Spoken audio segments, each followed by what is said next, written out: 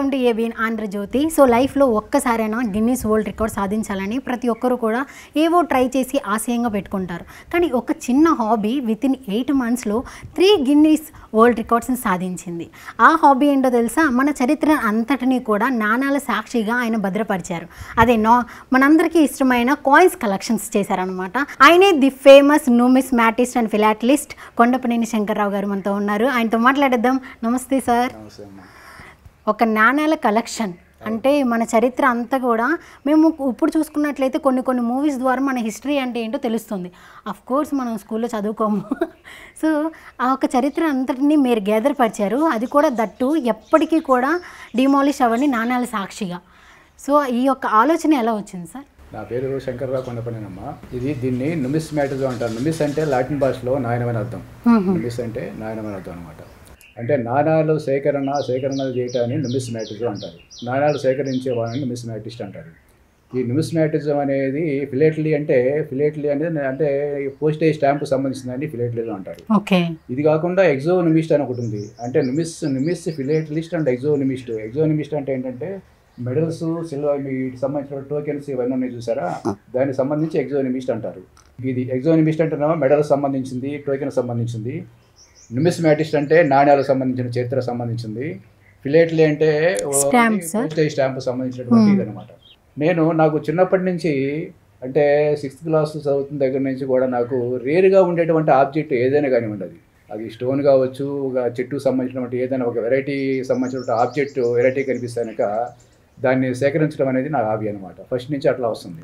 ఆ విధంగా ఎన్నో రకాల పోస్టేజ్ స్టాంప్స్, తర్వాత మరి నాణ్యాలు, తర్వాత మెడల్స్, టోకెన్స్ ఇవన్నీ కూడా సేకరించడం జరిగింది. నేను పుట్టింది పెరిగింది కృష్ణా జిల్లా మున్నలూరు అనే గ్రామం. ఇప్పుడు అది ఎన్టీఆర్ జిల్లాగా మార్చారు. చదువుకుందేమో అమరావతిలో. అమరావతి శాతవాహనుల రాజధాని అయినటువంటి అమరావతిలో ధాన్యకటకం అని పేరు, దానికి రాజధాని పేరు ధాన్యకటకం అనమాట. అక్కడ రాజా వాసిరెడ్డి వెంకటాద్రి నాయని కాలేజీ అని ఒకటి ఉండేది. ఆ కాలేజీలో నేను చదువుకున్నాను. చరిత్రపరంగా చూస్తే చారిత్రకంగా మంచి పేరున్నటువంటి సిటీ కాబట్టి, అది ఎంతో చరిత్ర ఉన్నటువంటి కాబట్టి అమరావతి, ఆ చరిత్ర ప్రభావం కూడా నా మీద ఆ ఇంట్రెస్ట్ అనేది ఇంకా నాకు ఉన్నటువంటి ఇంట్రెస్ట్ అది బోధం ఇచ్చింది అనమాట. చాలా ఇంపాక్ట్ బాగా పడింది. ఆ విధంగా అది బుద్ధిజానికి ఫేమస్ అమరావతి. అక్కడ మ్యూజియం అంతా కూడా ఉండేది. నేను రెగ్యులర్గా టైం దొరికినప్పుడల్లా మ్యూజియంకి వెళ్ళటం, చూడటం, ఆ బుద్ధుడి విగ్రహాలు, రకరకాల ఆబ్జెక్ట్స్ అవన్నీ స్టడీ చేయటం, వాటిని బొమ్మలు కూడా గీస్తూ ఉండేవాడిని. అక్కడ కూర్చొని బొమ్మలు కూడా మ్యూజియంలో క్యూరేటర్ పర్మిషన్ తీసుకొని ప్రత్యేకంగా బొమ్మలు డ్రా చేసేవాడిని అనమాట. ఆ బొమ్మలని కొన్ని కాలేజీ మ్యాగజైన్స్లో కూడా ప్రింట్ చేయటం. అప్పట్లో మ్యాగజైన్స్ వస్తూ ఉండేవి కాలేజెస్లో. ఎవ్రీ ఇయర్ యాన్యువల్ దీనిగా రిలీజ్ చేస్తూ ఉండేవాళ్ళు. దీని మీద ఉన్న ఇంట్రెస్ట్లో నా వయసు 20 సంవత్సరాలు ఉన్నప్పుడు నేను ఎప్పుడు కూడా 50-60 సంవత్సరాల పైన ఉన్న వాళ్ళతో స్నేహం చేస్తూ ఉండేవాడిని. ఎందుకు రీజను అంటే దానికి కారణం ఏంటంటే అందులో కొంతమంది సైంటిస్టులు ఉన్నారు, జియాలజిస్టులు ఉన్నారు, మరి బ్యాంకు సంబంధించిన ఎక్స్పర్ట్స్ ఉన్నారు, మరి రిజర్వ్ బ్యాంక్ ఇండియాకి సంబంధించినటువంటి ఫ్రెండ్స్ ఉండేవాళ్ళు. వీళ్ళంతా ఉండేవాళ్ళు అనమాట. వాళ్ళందరితో స్నేహం చేయడం వల్ల ఏముందంటే నాకు వాళ్ళ దగ్గర ఉండే అపారమైనటువంటి నాలెడ్జ్ని తెలుసుకోవడం కోసం నేను వాళ్ళతో సన్నిహితంగా ఉండేవాడిని.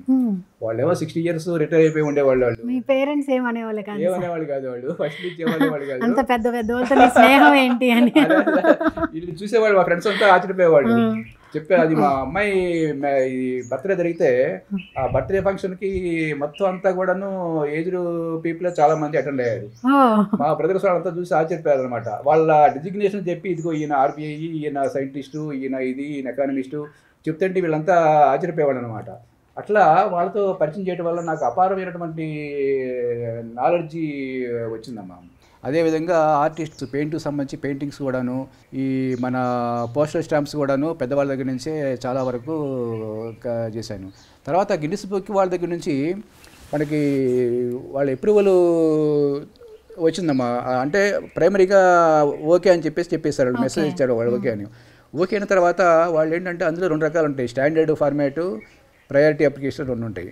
ఈ కరోనా ఎఫెక్ట్ వల్ల వాళ్ళు ఏం చేశారంటే వాళ్ళు ఎటు వెళ్ళడానికి ఇది చేయలేదు. వాళ్ళ మొత్తం అంతా గందరగోళ పరిస్థితులు ఏర్పడ్డాయి కదా ఈ కరోనా ఎఫెక్ట్లో. అయితే అప్పుడు నేను దానికి సంబంధించి వాళ్ళు ఈ స్టాండర్డ్ అప్లికేషన్లో ద్వారా వెళ్ళాం కదా. వెళ్ళినప్పుడు వాళ్ళు ఏం చేస్తారంటే ఈ ఆడియో, వీడియో, ఈ విజువల్స్, ఈ తర్వాత ఎక్స్ప్లెనేషన్, ఒక్కొక్క కాయిన్కి కనీసం 2-3 pages ఎక్స్ప్లెనేషన్ రాయాలి దానికి. దానికి హిస్టరీ ఏంటి, సింగిల్ కాయిన్కి వేసేసి వాళ్ళు మనకి టెంప్లెట్ వస్తుంది మనకి, ఆ త్రూ టెంప్లెట్ ద్వారా అప్లోడ్ చేయాలి వాటిని. ఆ టెంప్లెట్ ఇచ్చిన తర్వాత అప్పుడు వాళ్ళ ఎక్స్పర్ట్స్ కమిటీ ఉంటుంది వాళ్ళ దగ్గర. ఆ ఎక్స్పర్ట్స్ కమిటీ దాన్ని 4, 5, 6 months వరకు దాన్ని స్టడీ చేస్తారు. Every point, every inch by inch వాళ్ళు స్టడీ చేస్తారు. స్టడీ చేసిన తర్వాత వాళ్ళకి ఏమన్నా డౌట్ వచ్చినా, లేదంటే ఇంకేదన్నా వాళ్ళకి ఏమన్నా ఇన్ఫర్మేషన్ కావాలన్నా కానీ వాళ్ళు ఏం చేస్తారంటే అప్పుడు దానికి మళ్ళీ మనకి అడుగుతారు. వాళ్ళు అడిగి ఇన్ఫర్మేషన్ మాకు ఇట్లా కాదు, ఎలా ఉండాలి, అది రాంగ్ వచ్చింది, అది క్లారిటీ లేదు, సరిగ్గా లేదు, ఇప్పుడు మనం అనుకున్నట్టు కానీ ఇట్లా రకరకాలుగా ఉంటుందన్నమాట అది. అలా దాన్ని ఓకే అయిపోయింది. ఓకే అయిన తర్వాత 6 నెలల తర్వాత వాళ్ళు ఫస్ట్ దాన్ని ఓకే చేశారు, నాకు పంపించారు. సర్టిఫికేట్లు కూడా ఫ్రీగానే వస్తాయి, ఎక్సెప్ట్ ఫ్రేమ్ తప్పుతుంది అంతా కూడా. అది అయిపోయిన తర్వాత సెకండ్ దానికి కూడా అంటే ఫస్ట్ వచ్చిన దానిలో ఏంటంటే డిఫరెంట్ వెరైటీస్ ఆఫ్ కాయిన్స్ అనమాట. డిఫరెంట్ వెరైటీస్ అంటే రకరకాలుగా మనం మౌర్యుల కాలం నుంచి, తర్వాత కుషాణుల టైం దగ్గర నుంచి, ఆ తర్వాత గుప్తా పీరియడ్ దగ్గర నుంచి ఉన్నటువంటి కాయిన్స్లో కొన్ని రకాల మిస్టేక్స్ ఉంటాయన్నమాట. అంటే ఫర్ ఎగ్జాంపుల్ జార్జి 5th టైంలో 1911లో ఒక కాయిన్ ఒకటి రిలీజ్ అయ్యింది, సిల్వర్ కాయిన్, 1 రూపీ కాయిన్. ఆ 1 రూపీ కాయిన్ మీద ఏంటంటే బై మిస్టేక్ అక్కడ ఏం జరిగిందంటే జార్జి 5th కోటి మీద మౌర్యులు టైంలో కానీ, అంటే క్రీస్తు పూర్వం 2nd, 3rd centuryలో, ఆ తర్వాత గుప్తా పీరియడ్లో ఇవన్నీ నాణాలు వచ్చినాయి. అంతకుముందు ఏం చేసేవాళ్ళు అంటే మనం ఎంతో నాగరికత కలిగినటువంటి చైనా, ఇండియా, జపాన్లో కూడా ఈ రకరకాల గుల్లలు, నత్త గుల్లలు, పూసలు, ఈ రకరకాలవన్నీ కూడాను డబ్బు కింద వాడేవాళ్ళు. అట్లనే ఇప్పుడు మన దేశంలో మెలనేషియాలో అని ఒకటి ఉంది. మెలనేషియాలో ఈ పంది డబ్బు అని చెప్పేసి ఒకటి ఉందన్నమాట. మాలగా కట్టేసి అమ్మేసేవాళ్ళు, దానికి ఆ పేరు అట్లా పెట్టారనమాట. ఇట్లా రకరకాల వస్తువులు, ఆల్చిప్పలు ఉండేవి, తర్వాత ఇంకా గవ్వలు ఉండేవి, ఇవన్నీ అన్నమాట. అంటే ఆదిమ మానవుడు ఏం చేశాడంటే డబ్బుగా చాలామంది చేసుకుంటా అంటే ఏం లేదు, నా దగ్గర వస్తువు ఉన్నది, మీ దగ్గర, నా దగ్గర రేర్ వస్తువు ఉంది, నా దగ్గర మీ దగ్గర ఏదో ఇంకో వస్తువు ఏదో ఉంటుంది, ఈ వస్తువు నేను మీకు ఇచ్చేసి ఆ వస్తువు నేను తీసుకుంటాను. ఎక్స్చేంజ్ అనమాట. అది ఎక్స్చేంజ్. అది దాన్ని ఇప్పుడు టెక్నికల్గా బార్టర్ సిస్టమ్ అని కూడా అనొచ్చు మనం. బార్టర్ సిస్టమ్ కూడా అంటే ఏంటంటే ఎవరో ఊర్లలో, పల్లెటూళ్ళలో ఏదో వస్తువులు అమ్మటానికి వస్తాడు, మనం ఇచ్చి ఇంట్లో ఉన్నటువంటి ఒడ్లో బియ్యం వేస్తాము, ఆ వస్తువులు తీసుకుంటాము. అది బార్టర్ సిస్టమ్. అంటే ఆ రోజుల్లో ఆది మానవుడి దగ్గరికి వెళ్తే అట్లా వచ్చిందనమాట. మామూలుగా అన్ని దేశాల్లో డబ్బు కింద ఏది వాడేవాళ్ళు అంటే పశుధనం ఎక్కువగా ఉండేది. అంటే ఆవు, ఎద్దు, గొర్రె, మేక, వీటిని పశుధనంగా వాడేవాళ్ళు. లార్జ్ అమౌంట్ ఆఫ్ అంటే పశువులు మార్పిడి అనమాట. నేను ఎక్కడో ఏదో సమ్ చాలా దూరంలో ఏదో వస్తువు కావాలనుకుంటా, నాకు ఇక్కడి నుంచి నేను అవన్నీ తీసుకెళ్ళిపోయి వాళ్ళకి అవి ఇచ్చేసి ఆ వస్తువులు తెచ్చుకునేవాడిని నేను. సరే, కాయిన్స్ మీరు కలెక్ట్ చేసుకున్నప్పుడు ఏదైనా కాయిన్స్ సెలెక్షన్ చేసుకోవడానికి, లేకపోతే దాన్ని కలెక్ట్ చేయడానికి చాలా స్ట్రగుల్ పడింది కానీ, లేకపోతే ఏ ఒక్క కాయిన్ అయినా అడిగినప్పుడు వాళ్ళు మీకు కొంచెం రివర్స్ అయ్యింది కానీ ఏమన్నా ఉందా? అట్లా ఏం లేదమ్మా. చాలా వరకు ఏంటంటే నా మీద అభిమానంతో ఉన్న వాళ్ళు ఏం చేసేవాళ్ళు అంటే ఈయన భద్రపరుస్తాడు, ఇవన్నీ కలెక్ట్ చేస్తున్నాడంటే ఫ్యూచర్ తరానికి అమ్మట తెలియజేయాలనే ఉద్దేశంతో, ఈ చరిత్రని కాపాడుకోవాలి అనే ఉద్దేశంతో ఈయన అడుగుతున్నాడు అని చెప్పేసి తీసుకునేవాళ్ళు. కొన్ని ఏంటంటే ఎగ్జిబిషన్స్ జరుగుతూ ఉంటాయి. ఆ ఎగ్జిబిషన్స్లో కూడా కొన్ని రకాల మన దగ్గర ఏవైతే లేవో వాటిని తీసుకోవచ్చు అనమాట. ఆక్షన్ సైట్స్ కూడా ఉన్నాయి, కానీ ఎప్పుడు వాటి జోలికి వెళ్ళలేదు నేను. వాటి జోలికి వెళ్ళలేదు. అంటే అవి ఎలాంటివి ఉంటాయి సార్ ఆక్షన్ సైట్స్? వాళ్ళ ఆక్షన్స్లో ఇప్పుడు రేర్గా ఉండేటువంటి యాన్షియంట్ ఇండియా, బ్రిటిష్ ఇండియా సంబంధించినవి వాటిని ఆక్షన్ వేస్తూ ఉంటారు. అంటే గోల్డ్ కాయిన్స్, సిల్వర్ కాయిన్స్ ఉంటాయి కదా, చాలా ఎక్స్పెన్సివ్ ఉంటాయి. ఇప్పుడు మొఘల్ పీరియడ్ కాయిన్ ఉందనుకోండి, గుప్తా పీరియడ్ కాయిన్ ఉందనుకోండి, అది లక్షల్లో ఉంటుంది. అది మళ్ళీ ఒరిజినలా కాదా, దాని వ్యవహారం ఏంటి అన్నదంతా కూడా అది పెద్ద సపరేట్ సబ్జెక్ట్. అది సార్ మీరు చెప్పారు సార్, ఆక్షన్ వేసినప్పుడు అవి చాలా ఎక్స్పెన్సివ్ ఉంటాయి, మనం దాన్ని టచ్ చేయకూడదు అని చెప్పారు. అంటే ఇప్పుడు కొన్ని న్యూస్లు చూస్తుంటే న్యూస్ పేపర్లో కూడా పలానా సిరీస్ నెంబర్ ఇచ్చేసి అలాంటి కాయిన్స్ ఏమన్నా ఉంటే, ఆ ఒక్క హిస్టరీ నాటి కాయిన్స్ కానీ, ఆ ఒక్క కరెన్సీ ఏమైనా ఉంటే తీసుకురండి, నేను మీకు మనీ ఇస్తాము అని కొన్ని విన్నాం సార్. అలాంటివి మీకు ఏమైనా ఆఫర్లు రావడం? ఒకటే అదంతా మోసం. అది ఇప్పుడు ఒక కాయిన్ లక్షలు ఉంటుంది, 6 లక్షలు ఉంటుంది, 7 లక్షలు ఉంటుంది, 10 లక్షలు ఉంటుంది, 20 లక్షలు ఉంటాయి అని చెప్పేసి ఫేక్ న్యూస్ వస్తూ ఉంటాయి. అదంతా చీటింగ్ అనమాట. వాళ్ళని ఎప్పుడు మనం నమ్మకూడదు. ఏ కాయిన్ కూడా లక్షల్లో, కోట్లలో ఏది ఉండదు. అది వీళ్ళు మధ్యలో ఏం చేస్తారంటే మిడిమిడి జ్ఞానంతో ఉండి ఇప్పుడిప్పుడే వచ్చినటువంటి న్యూమిస్మాటిస్టులు ఉంటారు కొంతమంది. వాళ్ళు ఇప్పుడు మన ఇండియాలోనే దగ్గర లక్షల మంది న్యూమిస్మాటిస్టులు, అందులో ఐటీ పీపుల్ చాలా మంది ఉన్నారు. వాళ్ళకి ఏంటంటే పాపం వాళ్ళకి ఆ నాలెడ్జ్ ఉండదు వాళ్ళకి. అది వాళ్ళు ఎవరో ఏదో చెప్తారు, నాకు ఈ కాయిన్ కావాలా అంటాడు. సుభాష్ చంద్రబోస్ 1996లో కాయిన్ ఉందనుకో మాది, అది 1996లో సెంటనరీ అంటారు దాన్ని. సెంటనరీ అంటే 100 years అయినప్పుడు రిలీజ్ చేస్తారు. ఒక సంవత్సరం ముందే రిలీజ్ చేశారు.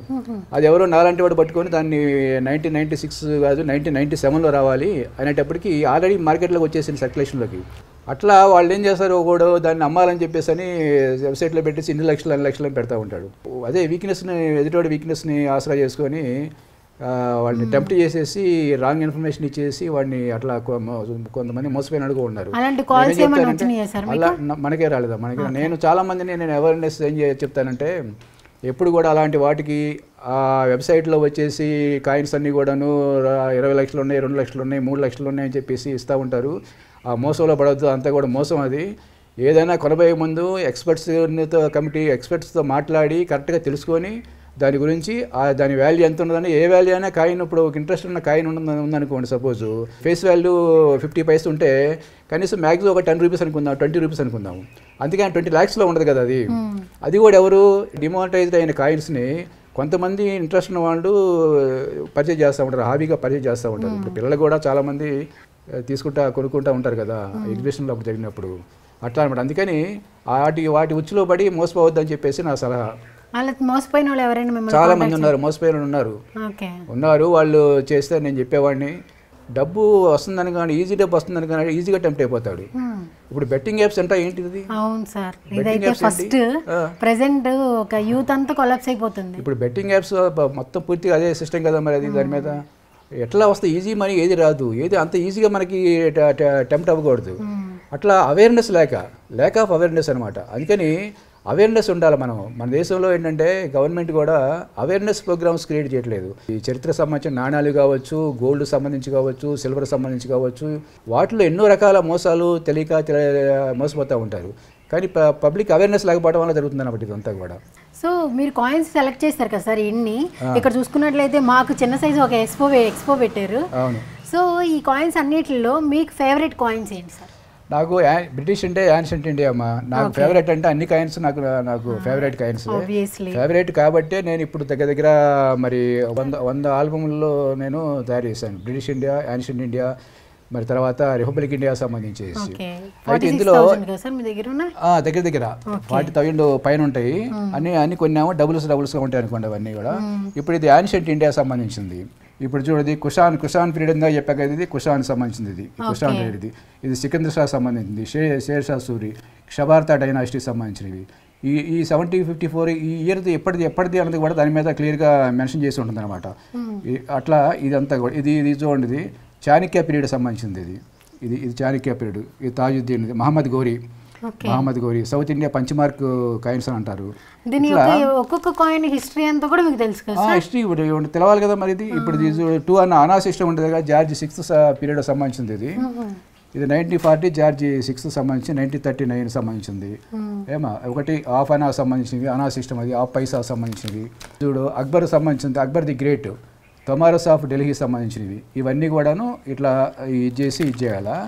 తర్వాత ఇది కుషాన్ పీరియడ్ సంబంధించిన నాణాలు, ఇవన్నీ కూడా గుప్తా పీరియడ్ సంబంధించినవి, ఇవన్నీ కూడా అనమాట. ఒక చిన్న హాబీ సార్ మీకు, 30 years ఆ హాబీని అసలు పట్టుకుని వదలలేదు.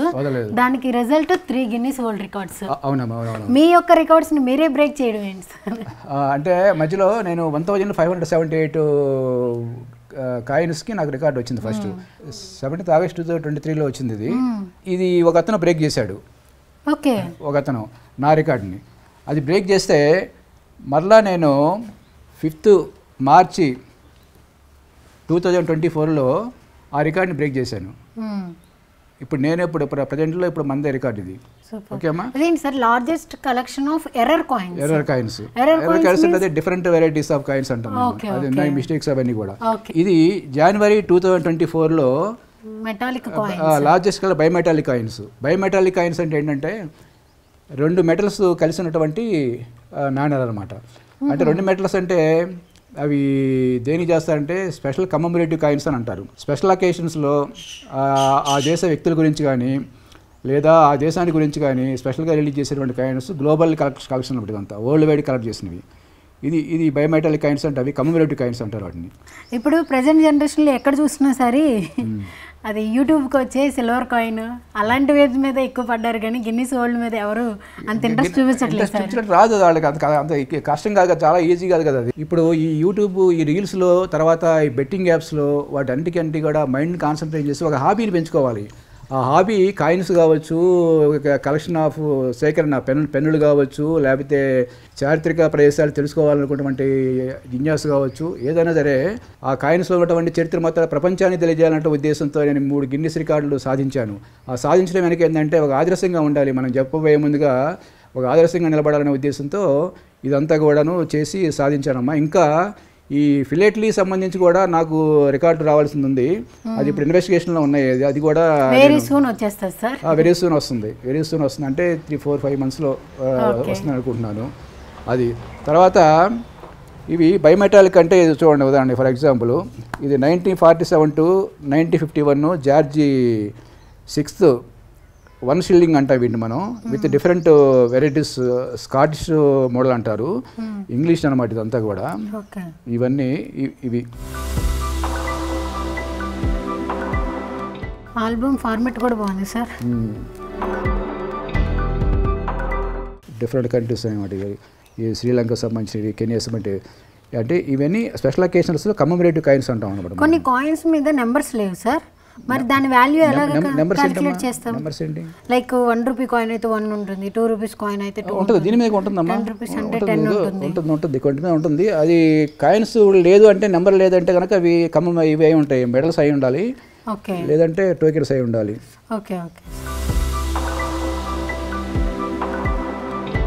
యాన్షియంట్ ఇండియా సంబంధించినవి చాలా పురాతనమైనటువంటి మెడల్స్ అంటే టోకెన్స్ అనమాట. ఇవన్నీ కూడా ఇవి రకరకాల ఇది సంబంధించినటువంటి ఇవన్నీ. వీటి మీద సింబల్స్ కూడా కొంచెం డిఫరెంట్గా ఉంటాయమ్మా. అప్పట్లో ఇలాంటివి ఏమన్నా ఉండేవా? మెడల్స్ స్పెషల్ అకేషన్స్లో ఇస్తూ ఉండేవాళ్ళు అప్పట్లో వాళ్ళు, దానికి సంబంధించిన వాటి ఇవన్నీ కూడా. ఇవి చూడండి, 50th anniversary of Indian independence 1947. 50th anniversary of independence సంబంధించినవి. ఇలాంటి కాయిన్స్ కూడా రిలీజ్ చేశారా సార్? కాయిన్స్ అన్నమాట, వాటిని మెడల్స్ అంటాం. మెడల్స్ కాయిన్స్ కదా ఇవి. ఇవన్నీ మెడల్స్ ఇవన్నీ మెడల్స్ అండ్ టోకెన్స్. ఇవి టోకెన్స్ సార్? ఇవి కూడా టోకెన్స్, మెడల్స్ అండ్ టోకెన్స్ అనమాట. ఓకే, టోకెన్ మీన్స్ దేనికి సార్? దేనికి టోకెన్ ఆఫ్? టోకెన్ అంటే అది లీగల్ టెండర్ కాదు, స్పెషల్ అకేషన్స్లో రిలీజ్ చేస్తారు అనమాట. ఓకే, ఒక కంపెనీకి సంబంధించి వాళ్ళు రిలీజ్ చేస్తూ ఉంటారు, అవి కంపెనీ ఎంప్లాయీస్కి అట్లా ఇస్తూ ఉంటారు అనమాట. మెడల్స్ ఏమో వాళ్ళ యొక్క గుర్తింపుకు సంబంధించి, వాళ్ళ ప్రొఫెషన్ వాళ్ళు సాధించినటువంటి దానికి సంబంధించి ఈ మెడల్స్ని ఇష్యూ చేస్తూ ఉంటారు. ఈ మెడల్స్ ఇవి.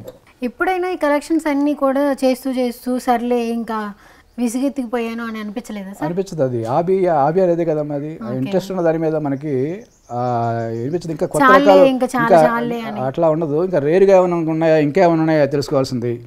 న్యూమిస్మాటిజం, ఫిలేటలిజం అనేది, ఎగ్జోనమీ అనేది పెద్ద వర్స్ అనమాట. ఈ సబ్జెక్ట్ ఎంతో ప్రాచీనమైన. Guide చేసేవాళ్ళ sir? గైడ్ ఉంటుంది, అన్నీ మనకు తెలియదు కదమ్మా. ఇప్పుడు కొన్ని లిపి ఉంటుంది, వాళ్ళు ఉన్నారు కదా, లిపి ఉంటుంది, దాని మీద రకరకాల బ్రహ్మలిపి రాసి ఉంటాయి కొన్ని. అవన్నీ అర్థం కాదు, సింబల్సే ఉంటాయి కొన్ని, ఆ సింబల్స్ని పెట్టి చెప్పేయాలి మనం. అవన్నీ మనకు తెలియదు, అది వేరే వాళ్ళకి కంట్రోల్. అరబిక్ భాషలో ఉంటాయి కొన్ని ఆ కాయిన్స్ మీద, అవి మనకు అర్థం కావు, మనం తెలుసుకోవాల్సిందే వేరే వాళ్ళని అడిగి. అది ఇది మెడల్స్ అంటూ టోకెన్స్ అనమాట ఇవి. సో ఇలా కలెక్షన్ చేసే వాళ్ళలో మీరు అన్నారు కదా సార్, పెన్స్ కూడా కలెక్ట్ చేస్తారని, అలాంటి పర్సన్ ఎవరైనా తెలుసా సార్? చాలా మంది ఉన్నారు, కలెక్ట్ చేసేవాళ్ళు చాలా మంది ఉన్నారు. కాకపోతే ఏంటంటే అందరూ కొంతమంది ఒక సబ్జెక్ట్ మీద వెళ్తూ ఉంటారు, కొంతమంది ఓన్లీ బ్రిటిష్ ఇండియా సంబంధించి కలెక్ట్ చేస్తూ ఉంటారు. వాళ్ళు బ్రిటిష్ ఇండియా తప్పితే వేరే ముట్టుకోరు వాళ్ళు. కొంతమంది యాన్షియంట్ ఇండియా కలెక్ట్ చేస్తూ ఉంటారు, వాళ్ళు అందరూ వాటి తప్పితే వేరే వాటి చోరికి వెళ్ళరు. కొంతమంది మెడల్స్ చేస్తారు, కొంతమంది స్టాంప్స్ చేస్తారు. కానీ నేను అన్ని సబ్జెక్టులో ఉన్నాను అనమాట. అది ఈ అన్ని సబ్జెక్టులో నేను ఇది చేశాను. అది సో మీరు జర్నీ చేస్తూ ఉంటారా సార్? అక్కడ ఒక కాయిన్ ఉంది అంటే అక్కడ తెచ్చుకోవడం? అవును, కొన్ని ఉందంటే కనుక వాళ్ళతో మాట్లాడటం, వాళ్ళు మనం అడిగితే ఏదో ఎక్స్పెక్ట్ చేస్తారు. అలా కదమ్మా, ఇలా సంగతి మీకు ఏం చేసుకుంటే మీకే ఉపయోగపడదు కదా, నేను ఇట్లా చేస్తున్నాను ప్రపంచానికి తెలియజేయాలనే ఉద్దేశంతో అన్నీ సేకరిస్తున్నాను, నా దగ్గర ఉంటుంది, మీకు ఎప్పుడు కావాలన్నా మీరు కావాలంటే మీరు చూసుకోవచ్చు వచ్చి అని చెప్తా ఉంటాను అన్నమాట. ఓకే, కన్విన్స్ అవుతారు. కొంతమంది ఏంటంటే చాలా తక్కువ అమ్మా, కొన్నాను కానీ చాలా తక్కువ, అంటే ఒక 5% ఉంటాయి 100%లో. ఇది ఎలా ఉంటుంది అంటే అండర్స్టాండింగ్ అనమాట. ఇప్పుడు మీరున్నారు లైక్ మైండెడ్, నా దగ్గర ఒక వస్తువు ఉంది, నేను అది వాళ్ళకి ఇచ్చేసి ఆ వస్తువుని వాళ్ళ దగ్గర ఉంటే నేను తీసుకుంటాను అనమాట. నా దగ్గర డబ్బులు ఉంటాయి, 2 ఉన్నాయి అనుకో, 2 ఉంటే ఒకటి ఇచ్చేస్తాం కదా మనం. ఇది బ్రిటిష్ ఇండియా సంబంధించింది, ఇది బ్రిటిష్ ఇండియా సంబంధించినవి. George 5th, George 6th, George 7, Victoria queen సంబంధించినవి, 18th century సంబంధించినవి. ఇవన్నీ కూడా ఈ బ్రిటిష్ ఇండియా సంబంధించిన అనమాట. ఇవన్నీ అంతా కూడాను చాలా ఒక్కొక్క కాయిన్కి ఒక్కొక్క యూనిక్నెస్ ఉంటుంది సార్. యూనిక్నెస్ ఉంటుంది కదా, మరి రాయాలి, అదంతా డీటెయిల్ రాయాలి కదా, దాని గురించి స్టడీ చేసి వీటన్నిటిని స్టడీ చేసి వీటన్నిటి గురించి మీకు ఒక్కొక్క కాయిన్ గురించి 3 pages రాశారు. హాఫ్ పైసా ఉందనుకోండి, అన్ని ఇయర్స్ 1917, 1918, 1919, 1920, 1921 ఇవన్నీ హాఫ్ పైసలు ఎప్పుడో పోయినాయి కదమ్మా. ఇప్పుడు 1918లో ఇవి. మరి ఇవి దొరకాలంటే అంత కష్టపడాలి వీటి గురించి. చిన్న సైజు ఎలా సార్, మీరు ఒక సైంటిస్ట్, నాసా సైంటిస్ట్గా నాకు ఇంత రీసెర్చ్ చేస్తుంటే నాసా సైంటిస్ట్ తెలుస్తున్నారు. ఎందుకంటే సైంటిస్టులతోనే తిరిగాను కదా నేను, సైంటిస్టులు కూడా ఉన్నారు కదా మనకి ఫ్రెండ్స్. ఇది కూడా ఒక కలెక్షన్ సార్, ఇది స్టాంప్స్ అనేది. ఇవన్నీ దగ్గర 200 కంట్రీస్ స్టాంప్స్, ఇవన్నీ కూడా 200 కంట్రీస్ సంబంధించినటువంటి స్టాంప్స్. ఈ స్టాంపుల్లో ఇదిగో మన ఇండియా సంబంధించి చూడండి, జార్జి 1/2 అనా 1.5 అనా. దేనికి యూజ్ చేసేవాళ్ళు సార్? ఇది పోస్టేజ్ స్టాంప్స్ అమ్మ. ఇవన్నీ కూడా ఈ పోస్టల్లో అప్పుడు అంటించేవాడు కదా, స్టిక్ చేసేవాడు కదా, అవైలబుల్ పట్టేది ఇండియన్ పోస్టేజ్. ఈ పోస్టేజ్ అది అట్లా ఇవన్నీ కూడా స్టాంప్స్ రకరకాల మొత్తం మనకి ఇది స్టాంప్స్ ఇవన్నీ కూడా మన ఇండియా సంబంధించినవి. ఇట్లా అదర్ కంట్రీస్ స్టాంప్స్ ని ఎలా కలెక్ట్ చేస్తారు? ఇవి కమమరేటివ్ స్టాంప్స్ అంటారు, వీటిని కూడా కమమరేటివ్ అంటారు అనమాట. 2 ఇది ఉన్నాయి కదా ఇండియా. కలం స్నేహం అని చెప్పేసి అని మాకు ఆ రోజుల్లో మా చిన్నతనంలో పేపర్లో వేసేవాడు కలం స్నేహం చేయబడును అని. చాలా విచిత్రం అనమాట. ఆ కలం స్నేహం చేసేవాళ్ళు ఎలా ఉంటారంటే, కొంతమంది స్టాంప్స్ కలెక్ట్ చేసేవాళ్ళు, కాయిన్స్ కలెక్ట్ చేసేవాళ్ళు కూడా ఉంటారు. వాళ్ళకి లెటర్ రాసేసి నా దగ్గర నాకు స్టాంప్స్ కావాలంటే అనుకో, వాళ్ళు స్టాంప్స్ పంపించేసి మన దగ్గర ఉన్న స్టాంప్స్ వాళ్ళకి పంపించేవాళ్ళం. పెన్ ఫ్రెండ్స్ కలం స్నేహం అని అది ఇంట్రెస్ట్గా చేసేవాళ్ళం మేము అప్పట్లో. ఆ కలం స్నేహం ద్వారానే చాలా రకాల స్టాంప్స్ తీసుకోవడం జరిగింది అనమాట. అట్లనే ఫ్రెండ్స్ దగ్గర కొంతమంది ఇంకా ఉన్నారుగా ఫిలెటలిస్టులు చాలా మంది, వాళ్ళ దగ్గర లేని మన దగ్గర ఉంటాయి. మన దగ్గర డబుల్ ఉంటాయమ్మా. డబుల్ ఉన్నప్పుడు ఏం చేస్తామంటే అది వాళ్ళకి ఇచ్చేసి వాళ్ళ దగ్గర ఉండే స్టాంప్స్ మనం తీసుకుంటాం అనమాట. సార్ ఇలాగా కలెక్షన్ కాకుండా, కాయిన్ కలెక్షన్ కాకుండా ఇంకేమైనా ఇంట్రెస్ట్ ఉందా సార్? నాకు పెయింటింగ్స్ మీద కూడా ఇంట్రెస్ట్ ఉందమ్మా. పెయింటింగ్స్ అంటే చాలా ఇంట్రెస్ట్. నేను పెయింటింగ్ గీస్తాను కానీ నేను ఆర్టిస్ట్ని కావలేకపోయాను. ఎందుకంటే యావిగేషన్స్ ఎక్కువ ఉండటం వల్ల వీటి మీదే కాన్సన్ట్రేషన్ చేశాను. పెయింటింగ్స్ కూడా కలెక్ట్ చేశాను, దగ్గర 300 అబోవ్ పెయింటింగ్స్ని కలెక్ట్ చేశాను అనమాట హాబీగా. సో ఇంకా ఎవరైనా సరే మీకు కాల్ చేసి ఇవి మాకు కావాలి ఇస్తారా ఇవ్వరా అన్నట్లుగా అడిగారా సార్? డబ్బులతో కొనలేనివి ఇవన్నీ కూడా. డబ్బున్న వాడికి గిన్నిస్ రికార్డు వస్తే అందరూ డబ్బులు పెట్టి కొనుక్కుంటారు. అంతే సార్. గిన్నిస్ రికార్డు అనేది మన సొంత శక్తి మీద, సొంత స్టామినా మీద, మన సెల్ఫ్ అచీవ్మెంట్ అనమాట అది Guinness record. So thank you so much sir. మీరు మాకు మీ యొక్క కలెక్షనే కాకుండా మంచి లైఫ్ లెసన్స్ చెప్పారు. మీరు లైఫ్లో ఒక మోటివ్ ఉంటుంది సార్, ఎవరి లైఫ్ కన్నా ఒక మోటివ్ ఉంటుంది. మీ లైఫ్లో ఆ మోటివ్ ఏంటి? ప్రతిరోజు కూడా మనం చేసే ప్రతి పని వెనక డబ్బు, ప్రతి పని వెనక కూడా డబ్బు ఉంటుంది. మనం ఏ పని చేసినా ధనం మూలం మిదం జగత్తు అనుకుంటాం కదా. కానీ ఆ డబ్బుని గురించి, ఆ డబ్బు ఎలా పుట్టింది, ఎలా వచ్చింది, దాన్ని ఎలా సేవ్ చేసుకోవాలి, తర్వాత దాని యొక్క పుట్టుపూర్వతలు ఏంటి అని చెప్పేసి ఆలోచన భావంతో వాటిని మనం సేవ్ చేసుకుంటూ రక్షించుకుంటూ మన రాబోయే తరాలకి ఈ యాన్షియంట్ ఇండియా సంబంధించింది గొప్ప చరిత్ర ఉన్నటువంటి మన ఇండియా గొప్ప చరిత్ర ఉంది. చరిత్రను తెలియజేయడంలో నాణ్యాలు ప్రధానమైన పాత్ర పోషిస్తాయి. అటువంటి నాణ్యాలని మనం వాటిని కాపాడుకుంటూ 10 మందికి తెలిసే విధంగా, 10 మందికి మనం మార్గదర్శకంగా ఉంటూ ఉండాలనే తాపత్రయంతోనే, ఉద్దేశంతో నేను ఈ కేవలం గిన్నిస్ రికార్డులకి వరల్డ్ మొత్తం తెలియజేయాలి, దీని ప్రాధాన్యత తెలియజేయాలి, అంటే దీనివల్ల ఈ గిన్నిస్ రికార్డులు వచ్చినాయి అనే ఉద్దేశంతోనే, నేను ఒక ఆశయంతో నేను చేశాను అనమాట. Thank you so much sir. మీ యొక్క కలెక్షన్ ఇంకా కంటిన్యూ అవ్వాలి, ఇంకా చాలామందికి మీరు ఆదర్శంగా ఉండాలి. ఎవరైతే హిస్టరీని రీసెర్చ్ చేసి నా హిస్టరీ తెలియాలి అనుకుంటారో వాళ్ళందరికీ మీ మ్యూజియం అనేది ఒక స్పెషల్ అడ్డాగా తయారవ్వాలని మనస్ఫూర్తి కోరుకుంటున్నాం. Thank you so much sir.